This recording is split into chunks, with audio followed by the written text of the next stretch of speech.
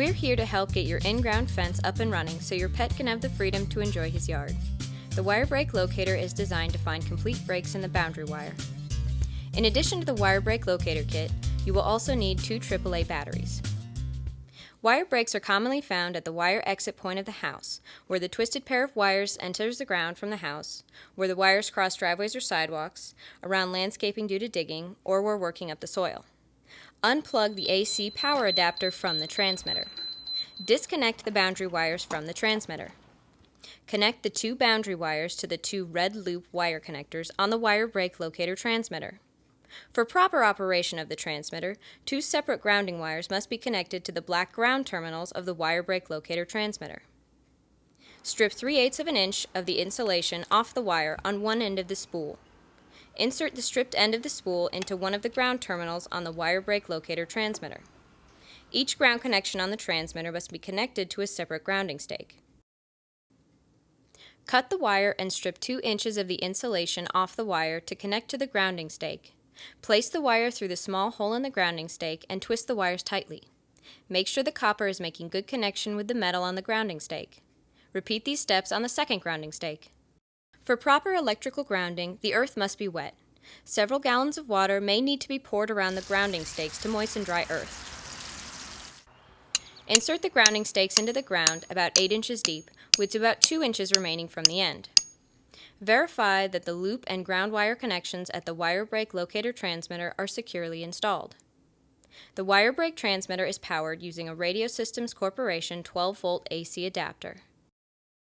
Plug in the power adapter. The green light will flash quickly, indicating power is supplied. Install 2 AAA alkaline batteries in the receiver. Set the AM/FM selector to AM. Turn the receiver on and adjust the tuning dial to the lower end of the tuning band, below 620 kHz when possible. Attach the receiver to the mounting fixture on the expandable handle using the 2 cable ties. The receiver speaker should be located at the back side of the fixture. Do not over-tighten the cable ties. Wrap the silver receiver neck loop around the pole. The transmitter outputs a separate unique signal on each of the boundary wires connected to the Wire Break Locator transmitter. A continuous low-frequency tone is transmitted on one of the boundary wires. An intermittent higher tone is transmitted on the other boundary wire. The receiver is used to pick up these tones. Be sure to separate the wires by several feet to prevent both signals from being picked up together. Adjust the receiver volume so the signals are loud enough to easily hear the tones over normal outdoor noise. While trying to locate the break, swing the unit from side to side and continue in the direction with the greatest sound volume. As you near a break or pass over a break, the volume will decrease and/or it will change from one tone to the other. This will depend upon whether there are multiple breaks. For a single break, the tone will change from one to another, intermittent to continuous or continuous to intermittent. There will be a decrease in sound volume over the break. If there are multiple breaks, the sound volume will decrease and disappear at the break.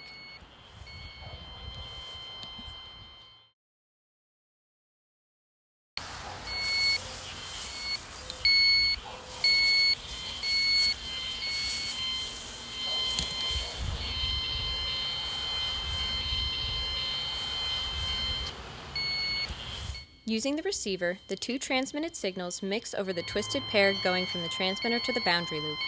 You will hear both the low-frequency continuous tone and the higher-frequency intermittent tone together. If both wires are damaged in the twisted pair, the signal from the receiver will decrease as you near the break and quit after you have passed the break. When you get to the end of the twisted pair at the boundary loop, the signals will separate again, and you will hear one signal as you follow the boundary wire in one direction, and you will hear the other signal as you follow the boundary wire in the other direction.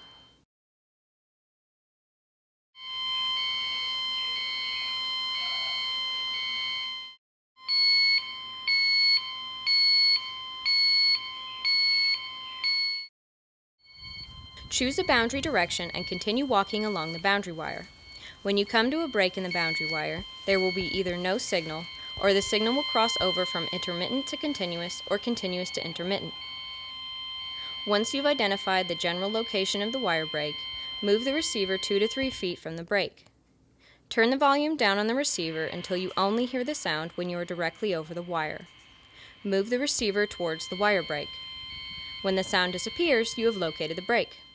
The break should be directly below the receiver. When you have found the location of the wire break, you will need to dig the wire ends out of the ground to make the repairs. Be careful not to damage the wire by digging 4 to 5 inches to the side of the wire. Strip approximately 3/8 of an inch of insulation off the ends of the boundary wires to be spliced. Make sure the copper boundary wire is not corroded. Insert the stripped ends into the wire nut and twist the wire nut around the wires. Ensure that there is no copper exposed beyond the end of the wire nut. Tie a knot 3 to 4 inches from the wire nut. Ensure that the wire nut is secure on the wire splice. Once you have securely spliced the wires together, open the lid of the gel-filled capsule and insert the wire nut as deeply as possible into the waterproof gel inside the capsule. Snap the lid of the capsule shut. If your splice pulls loose, the entire system will fail, so make sure your splice is secure. Make sure to have enough wire to repair the break. You will need a length of wire at least 2 feet longer than the distance between the two ends of exposed clean copper wire. After you have repaired the wire break, take the receiver and continue walking around the boundary to verify there are no more wire breaks. If there are no more wire breaks, you will hear intermittent and continuous tones all the way around the boundary. Connect your fence transmitter to the boundary wire and check that the loop light is lit. If the loop light is not lit, there may be another break in the wire. For solutions not shown in the video, please consult the operating guide or visit PetSafe.net.